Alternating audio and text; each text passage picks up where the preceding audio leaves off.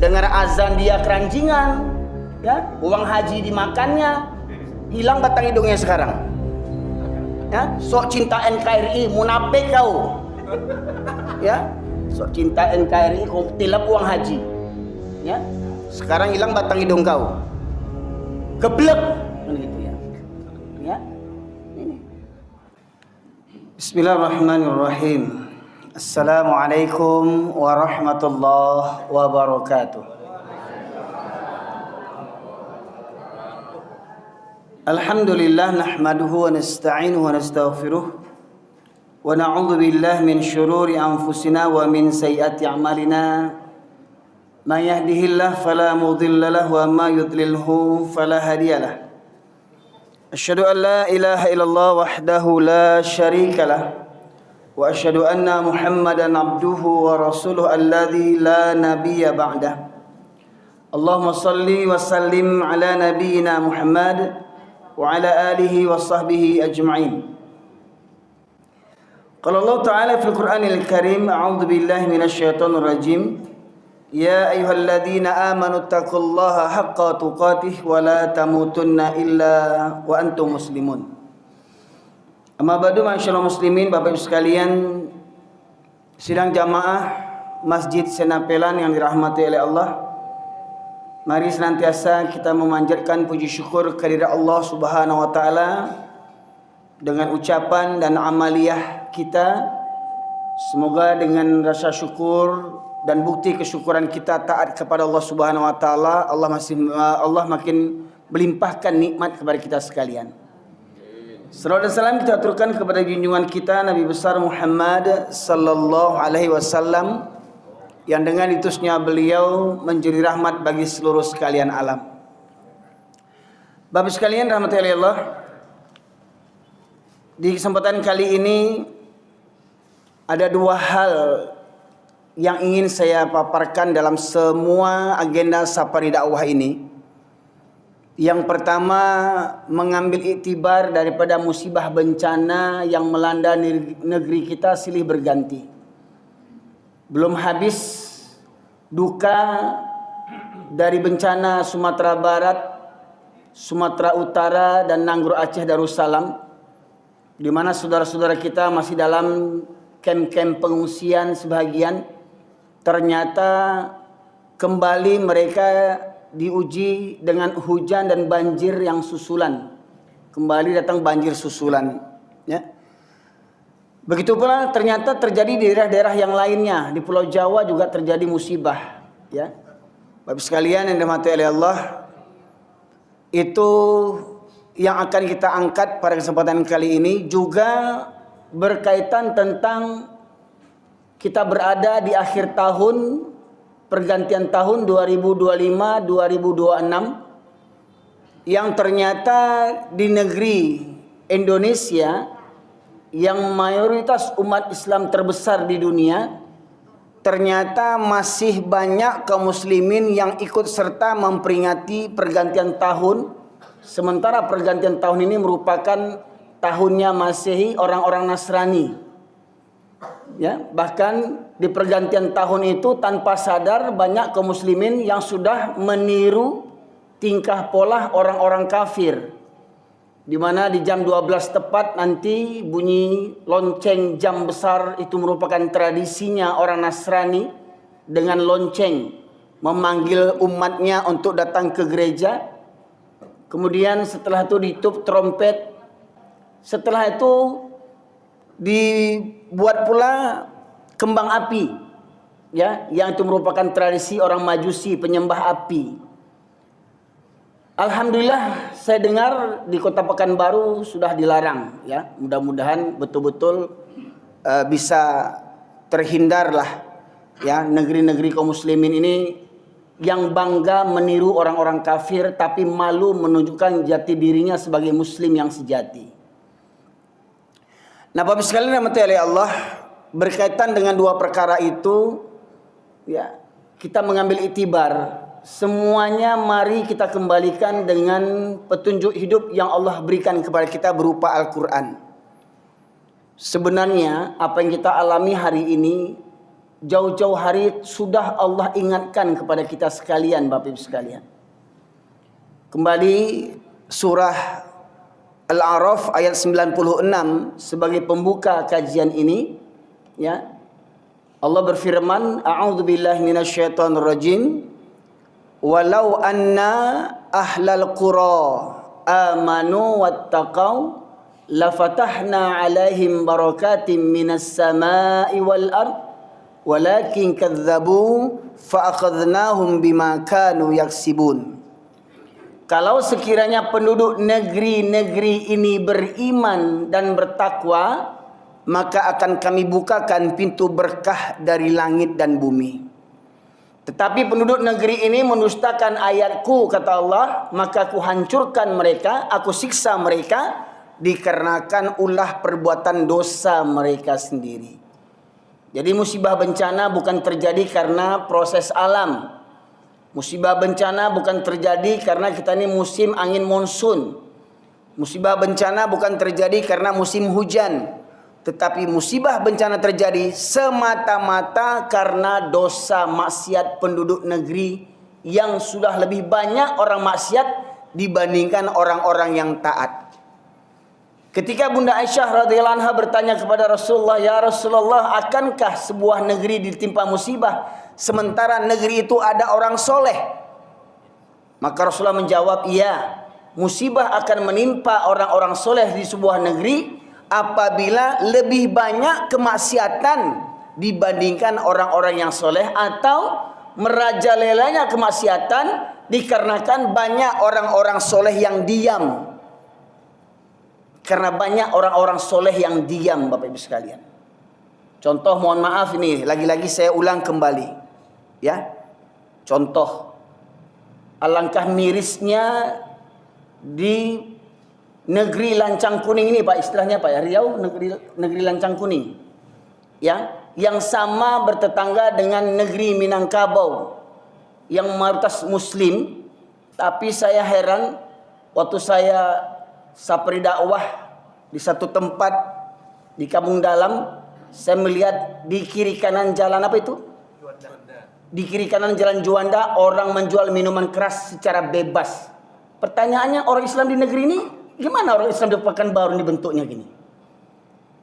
Kita rajin sholat, kita rajin ceramah, pengajian, tapi penjualan minuman keras tak bisa diberantas sama orang Islam di Pekanbaru ini. Tak guna, tak guna. Mohon maaf nih Pak. Ya. Mudah-mudahan Pak Wali Kota dengar ini. Mudah-mudahan Pak Gubernur dengar ini. Oh Ustaz, kami jual arak, ya, alhamdulillah sampai sekarang Pekanbaru tidak kena azab seperti di Sumatera Barat, tidak kena bencana kami Ustaz. Tunggu dulu, jangan gadang kepala dulu.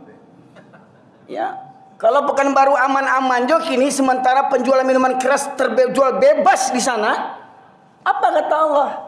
Ya, falamma nasu ma dzukiru bih fatahna alaihim abwaaba kulli syai' hatta idza farihu bima utu akhadnahum baghtatan wa hum mublisun. Dan ketika mereka melupakan peringatanku, kata Allah, melupakan peringatan Allah dari Al-Quran, bahwasanya itu halal, ini haram dan segala macamnya, banyak orang Islam yang melupakan perintah dan larangan Allah. Apa kata Allah? Maka aku bukakan semua pintu-pintu kesenangan. Pekanbaru, ya, negerinya semakin maju. Dulu saya kecil-kecil, saya punya etek, kakak ayah saya dulu jualan nasi di pasar pusat dekat masjid apa tuh Pak? Enggak, pasar pusat jalan-jalan Irsyad, Masjid Al-Irsyad. Ya. Ya. Saya kecil-kecil sering. Dulu saya taunya gedung yang paling tinggi di Pekanbaru ini hotel yang dekat Jembatan Leton dulu, Pak. Betul Pak ya? Satu-satunya, karena saya lihat kota gedung di Jalan Sudirman tuh hampir sama dengan di Pariaman, sama tingginya dulu. Belum ada Senapelan Plaza dulu situ tuh. Ya Pak ya? Masih ada nih angkot-angkot kita dulu. Masih terminal Jalan Nangka dulu Pak Ibu sekalian. Ya, Tapi sekarang Pekanbaru semakin pesat membangun. Ya. Padahal di situ ada jual minuman keras secara bebas. Ya. Dan mohon maaf ini yang mendengar ceramah saya yang penjual minuman keras yang beragama Islam, taubatlah kalian kepada Allah sebelum azab menimpa kalian. Taubat kalian. Ya. Kalau Anda marah, jangan marah sama saya, marah sama Allah Subhanahu wa taala. Di masa Rasulullah arak-arak itu ditumpahkan semua. Mohon maaf, ulama besar banyak di Pekanbaru nih. Kenapa minuman keras itu tidak bisa diberantas?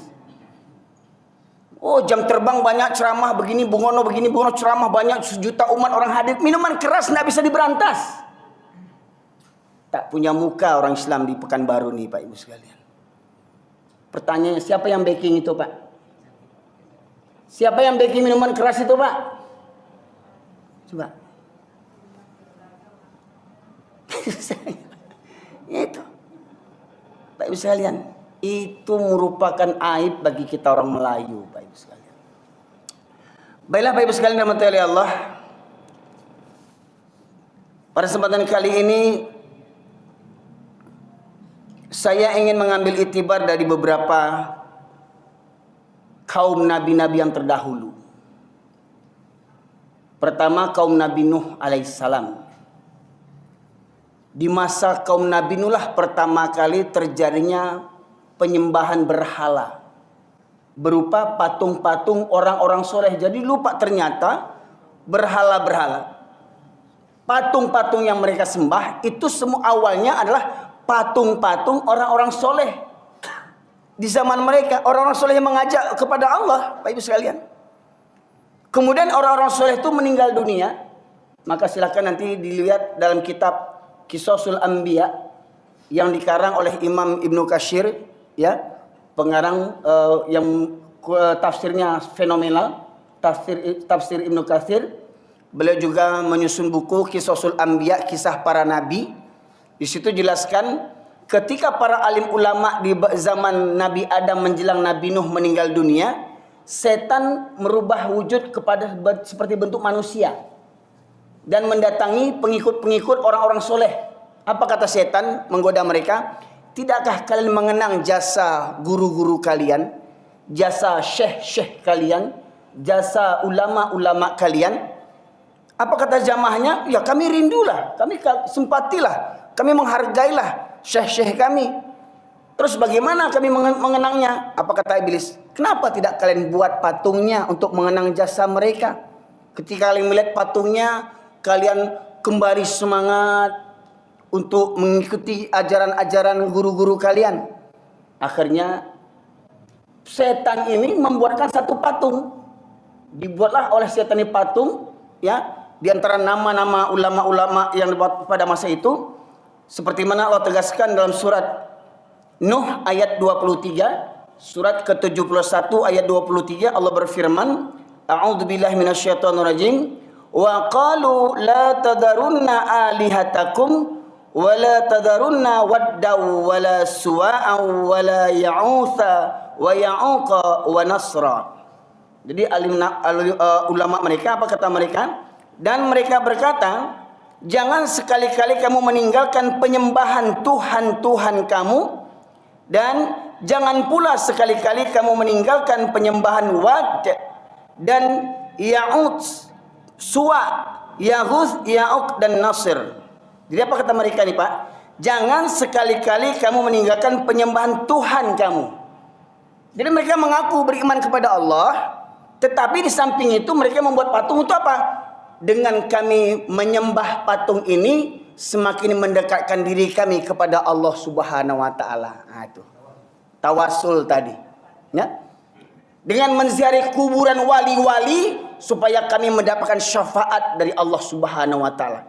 Betapa banyak, mohon maaf, hari ini ziarah-ziarah makam-makam wali jadi apa?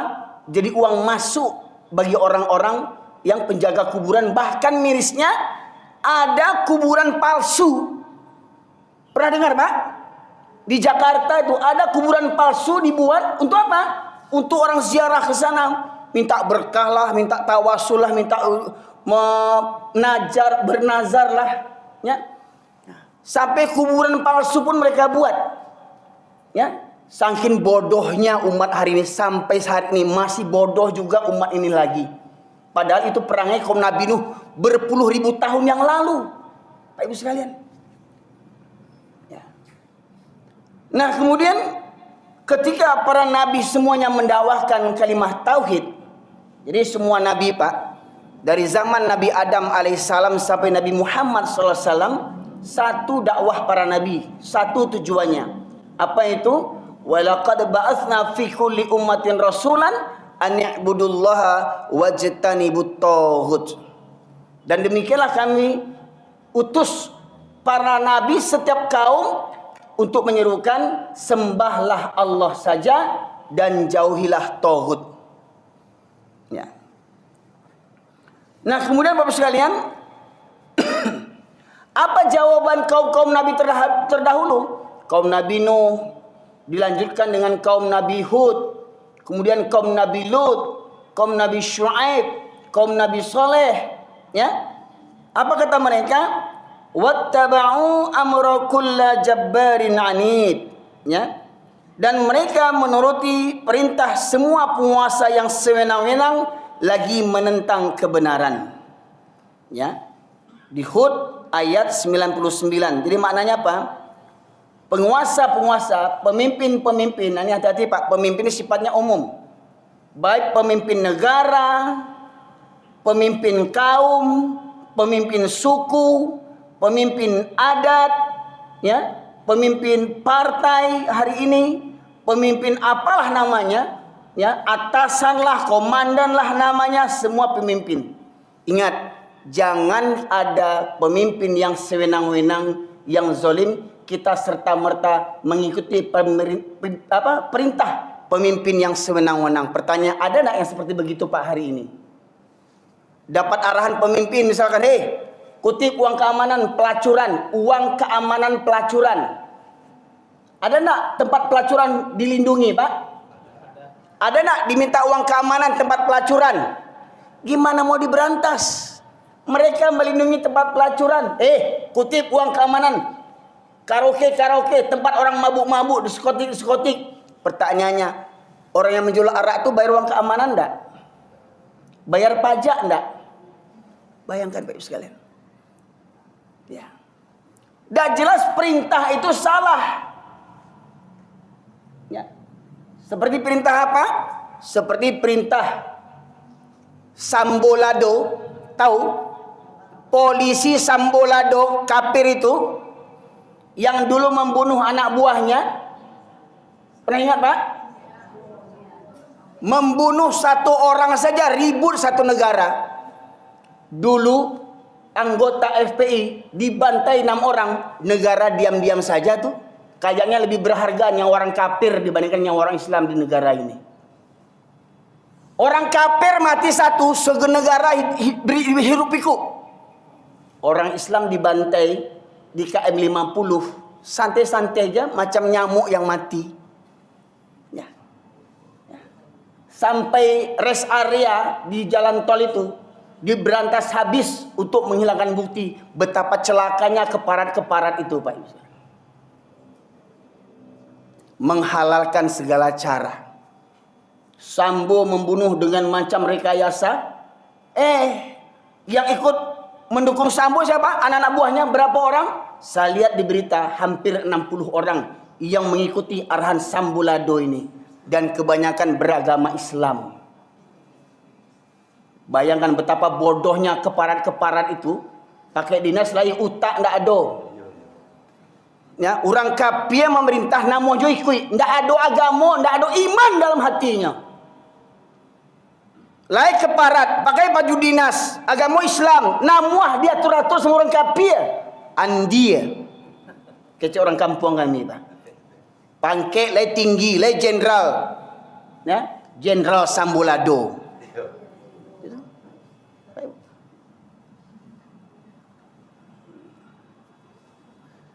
Jadi jangan penguasa, pemimpin yang sewenang-wenang, jangan serta-merta kita ikuti. Gimana lagi lah kalau nggak saya kerjakan, saya ini bawahan. Nanti kena mutasi, nanti kena pecat, nanti nggak dapat naik pangkat. Nah begitu Pak. Nanti kalau saya kena pecat, nanti istri makan apa? Anak makan apa? Di mana mau saya tinggal? Rumah dinas dapat, mobil dinas dapat, istri dinas dapat. Ya. Nanti kena tarik semua gimana? Ya. Bayangkan baik sekalian. Karena apa? Otak nggak punya, pangkat tinggi, otak nggak punya. Tingginya pangkat nggak jaminan, akal punya, Pak Ibu sekalian. Contoh seperti orang berkedok ulama yang kemarin datang ke Vatikan merayakan Natal, ya. Ada orang Indonesia berkedok ulama memimpin satu kementerian memperingati hadir dalam peringatan Natal ke Vatikan sana, Pak. Ya. Ada dapat beritanya, Pak? Nah, coba. Itu namanya generasi Bal'am bin Ba'urah. Mohon maaf nih ya, karena ini sensitif, ya. Supaya Bapak tahu bagaimana kedudukan ulama-ulama yang bergabung dengan orang-orang kafir dalam merayakan Natalan bersama. Ah, minta tolong saya. Ada Quran terjemahan, Pak? Minta tolong tadi. Imam kita, ini imam kita tadi. Coba cari Quran terjemahan. Ini kajian sensi, Pak. Ya. Banyak orang menyumpah sama saya karena apa? Salah faham. Ya, tolong dibuka. Surat ke-7 ayat 176. 175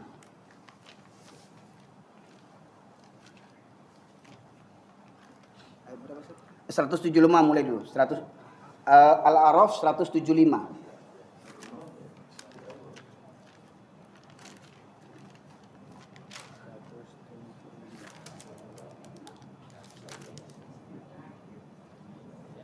Ketemu? Ya, terjemahnya saja dibaca. Coba berdiri sini. Biar bisa sama viral nanti. Ya. 175. Dan bacakanlah Muhammad kepada mereka berita orang yang telah kami berikan. Tunggu. Alak Medan doamu. Alak kita doh. Dan bacakanlah Muhammad kepada mereka berita orang yang telah kami berikan ayat-ayat kami kepadanya. Kemudian dia melepaskan diri dari ayat-ayat itu, lalu dia diikuti oleh setan sampai dia tergoda.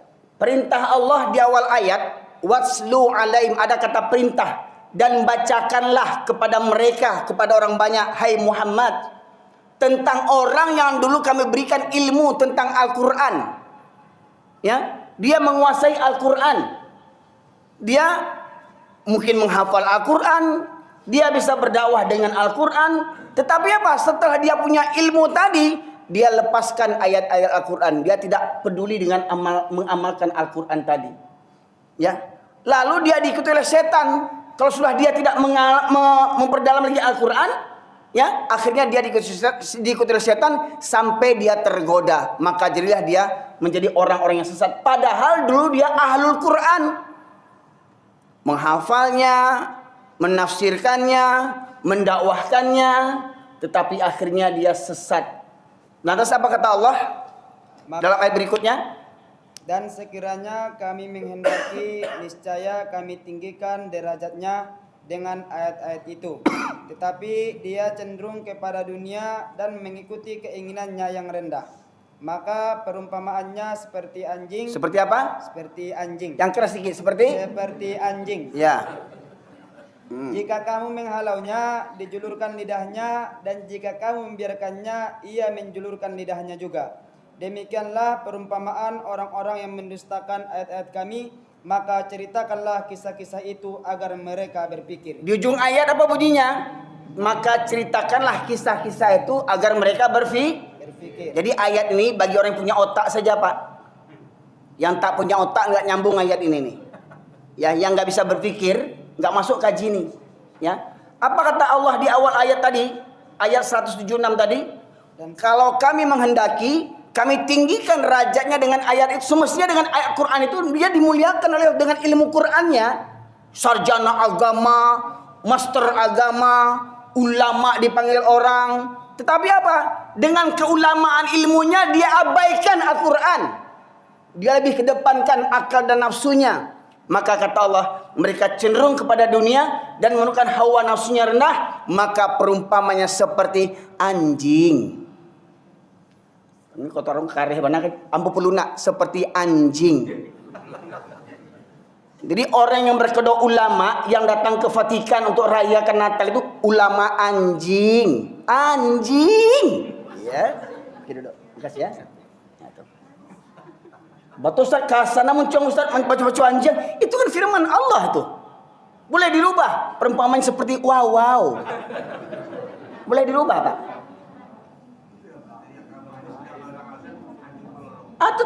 Tuh 3 periode menteri ini rusak-rusak di negeri kita nih Pak. Ya, nggak tahu kenapa ya dipilih menteri-menteri yang otaknya rusak kayak begitu.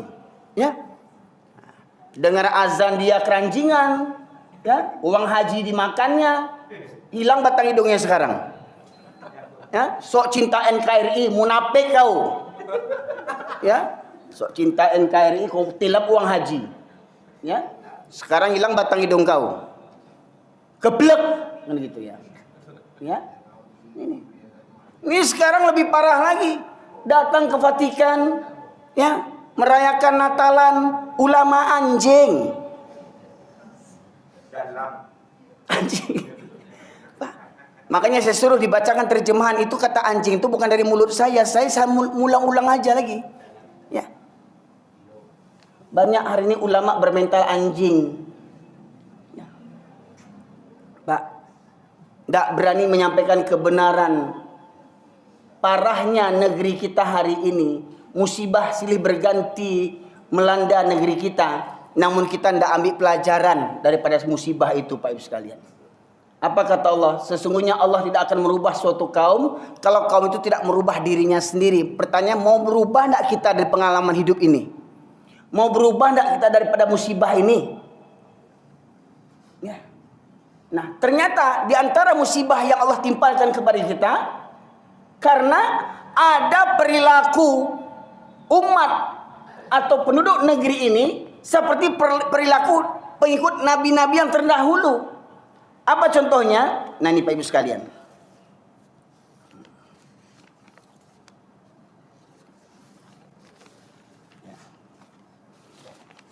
Di dalam Surat Al-A'raf ayat 70 Allah berfirman, qalu ajitana lina'budullaha wahdah wa nadhara ma kana ya'budu aba'una fa'tina bima ta'iduna in kunta minas sadiqin.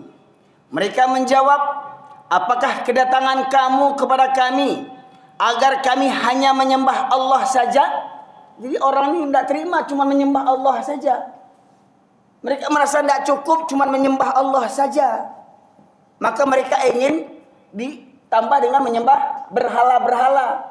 Contoh di Yogyakarta, meyakini pantai selatan di Yogyakarta Pak, Parangtritis itu, tahu ya pantai selatan ya Pak? Mereka menganggap ada Nyi Roro Kidul yang menguasai pantai selatan. Itu yang meyakini itu Pak, bukan orang kafir. Bukan orang Hindu, orang Islam yang meyakini ada kekuasaan Nyi Roro Kidul di pantai selatan. Ya. Itu budaya orang kafir.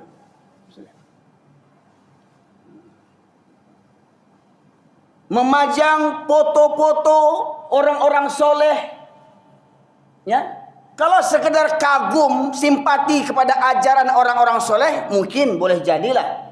Sah-sah saja mungkin ya, mungkin walaupun nanti ulama berbeda pendapat. Ya.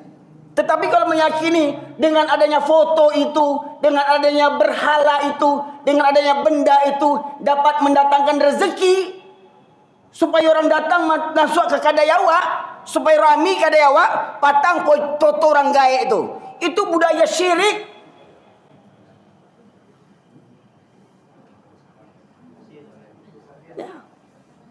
Entah sial tuh.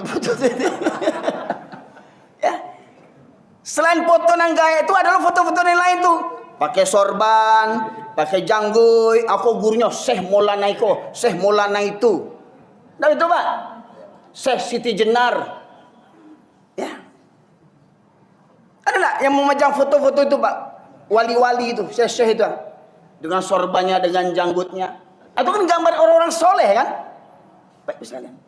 Dengan meyakini itu, mereka semakin mendekatkan diri kepada Allah Subhanahu wa taala. Mereka beriman kepada Allah, tapi mereka nggak yakin kalau langsung hanya kepada Allah saja. Mesti ada wasilahnya, perantaranya, tawassulnya. Ya. Mau jadi gubernur, datang ke makam siapa? Ya, Syekh Besilam di Medan sana, Syekh Burhanuddin di Pariaman sana. Ya Syekh, ambo kan jadi gubernur kok Syekh. Tolong kabulkan ambo Syekh yo. Minta kepada Allah ya. Kok bisa mengecek lah Syekh Burhanuddin itu ele wang mau dia. Kok bisa dan pilih wang diangkat jadi gubernur, ancak jadi gubernur wang tu ele. Belagak lo jadi anggota dewan tele wang mau datang ke kuburan tele.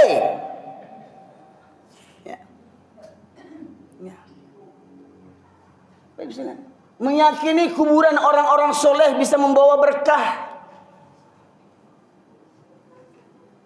Pak, Islam itu agama yang sempurna. Kalau memang ada ajaran mendatangi kuburan orang-orang soleh membawa berkah, tentu Nabi Muhammad SAW akan mencari kuburan Nabi Ibrahim, kuburan Nabi Adam. Supaya apa? Supaya Nabi Muhammad juga dapat berkah dari nabi-nabi terdahulu. Betul tidak? Atau ketika Rasulullah meninggal, ada enggak sahabat Nabi Abu Bakar, Umar, Utsman, Ali datang ke kuburan Nabi minta berkah, bernazar? Coba gunakanlah akal fikiran. Ya. Orang yang berang-berang dengan ceramah ini wajar. Dulu orang Yahudi, orang-orang jahiliyah itu juga berang. Dia tahu tuh berang karengkang. Apa kata orang itu, Pak Ibu sekalian? Ya. Dalam beberapa ayat Allah sebutkan dalam surat Al-Maidah surat yang kelima ayat 104 Allah menegaskan ya,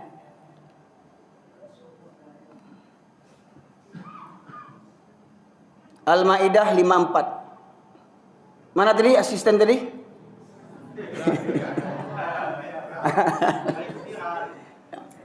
Kalau filan nanti bagi-bagi kita ya. Ya, mana Quran tadi?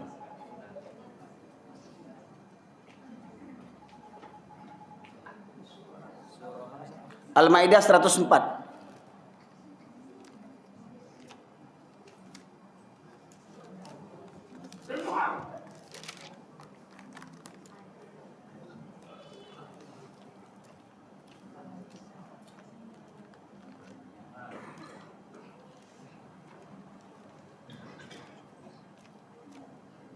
Ayat 104. Mohon maaf Ibu sekalian, saya memang lebih nyaman kalau ketika saya menyampaikan kajian ini Quran terjemahan itu dibacakan oleh orang lain. Karena masih ada yang beranggapan itu kan kecewaan. Kan kecewaan tuh. Nah tuh. Lah Quran dibaca enggak percaya aja lah paja tuh leh. Ya? Ma ja'alallahu. Ya, bukan. Oh, wa idza qila. Tuh. Wa idza qila ta'alu ila ma anzalallah. Ya. Artinya saja. Dan apabila dikatakan kepada mereka, marilah mengikuti apa yang diturunkan Allah dan mengikuti Rasul. Mereka menjawab, cukuplah bagi kami apa yang kami dapati nenek moyang kami mengerjakannya. Apakah mereka akan mengikuti juga nenek moyang mereka, walaupun nenek moyang mereka itu tidak mengetahui apa-apa dan tidak pula mendapat petunjuk. Nah, ulang sekali naik. Dan apabila dikatakan kepada mereka, marilah mengikuti apa yang diturunkan Allah dan mengikuti Rasul. Apabila dikatakan kepada mereka, mari mengikuti apa yang diturunkan Allah. Yang diturunkan Allah apa? Al-Quran dan mengikuti Rasul. Yang dibawa Rasul apa? Hadis. Mari mengikuti Al-Quran dan hadis. Dikatakan kepada masyarakat ini. Tapi apa jawab mereka? Cukuplah bagi kami apa yang kami dapati nenek moyang kami mengerjakan. Oh, kami dulu sejak saya isua-isua lah bantu aku. Sejak saya isua-isua. Kaji sejak saya isua-isua sase. Kami sejak saya isua-isua bantu aku. Kalau ada anak bayi lahir, dia gaji gunting, jarum, banang, ladiang, pangku supaya nak kena palasi. Agia bawang putih, bawang merah, lado hijau, lado merah. Ha. Ditongseng anak tu bayi susal itu. Ha. Tradisi nenek moyang. Sajak saya isua-isua. Ada orang meyakini waktu orang barele, orang mau pesta pernikahan supaya tidak hujan. Apa kata yang ayah? Apa kata orang bu? Ah? Celana kotok anak daro tu sampaan katok. Ya Allah Rabbi, ambuk saya Pak. Pertama saya cuma dengar-dengar, jangan duduk di pendarahan dia. Duduk sini ya, sini ya, standby ya. Ya. Saya dulu hanya mendengar-dengar saja itu. Ketika saya mengisi pengajian namanya Patang Mukuih, ada tradisi di kampung awak kalau besok mau beralek, sekarang Patang Mukuih. Patang Mukuih itu entah apalah namanya, ya. Dibawalah ceramah, biasanya orang berorgen-orgen Patang Mukuih sampai menjelang pagi. Ketika saya mau ceramah, turun hujan. Ngomonglah dua ibu-ibu depan saya ini. Ambil serokoto nak daro tu campaan katok supaya hujan. Dia meyakini serokoto nak daro bisa membelokkan hujan. Dek saking busuknya. Meyakini serokoto nak daro bisa menangkal hujan. Takut mana wajah serokoto tu. Ya Allah Rabbi, astagfirullahaladzim. Bajilbab mengecek itu bukan orang Hindu, bukan orang Buddha, orang awak pakai jilbab lo tuh. Kata itu tadi. Nanti kalau kasih tahu, si janggui kok sadu nak bulian, si janggui kok sasek kok. Sajak dulu, orang gaya awak bantu atuh kaji sajak dulu tuh sasek. Dan berdaya saya suak oleh Quran hadis buka. Kau dek apa? Kau mohon maaf. Kepatang ada yang komen lagi di YouTube. Bahkan buat video tandingan. Ya, saya katakan kalau khutbah Jumat Pak pakai bahasa Indonesia, ndak usah pakai Arab. Kita orang Indonesia bukan orang Arab. Mohon maaf Pak. Khutbah Jumat itu artinya nasihat, berikan nasihat, pelajaran. Bagaimana mau jadi pelajaran kalau kita tidak tahu artinya? Pakai bahasa yang mudah dipahami oleh orang penduduk setempat. Kok khutbah Jumat pakai bahasa Arab? Mohon maaf kok berang ya Pak, berang dia lah. Oh kita yuk sunnah Nabi. Nabi itu berjanggui, khotib itu berjanggui nak. Bulu hidung panjangnya. Yang sunnah Nabi kan kelamak dia awak je pakai kadang apa-apa ke sunnah Nabi. Oh babi ni ampe, masna, poligami tu sunnah Nabi. Taunya kawinnya tahu sunnah Nabi itu. Kalau itu ketujuh mau sunnah Nabi itu. Cuma nambu yang lu talok lain. Kok talok ambu bantai?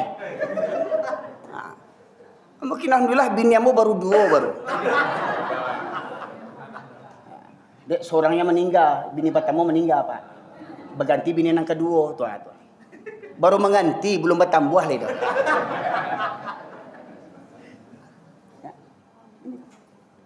Jadi enggak ada hujah untuk ilmu tu sajak saya isua. Oh sajak saya orang gaya awak bantu tu. Ya. Mohon maaf, beko ke masuk isyarat? Ya. Baik.